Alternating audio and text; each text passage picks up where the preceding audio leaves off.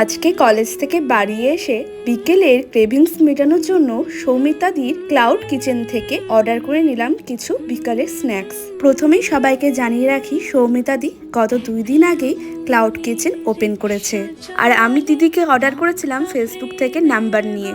দিদির ক্লাউড কিচেনের নাম হলো বং ক্রেভিংস।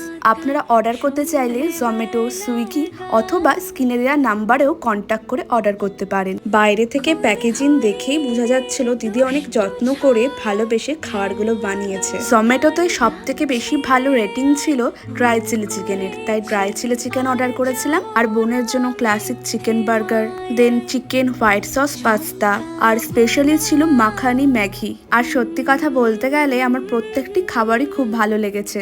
আজকে বিকেলটা কিন্তু আমার বেশ ভালোই গেল।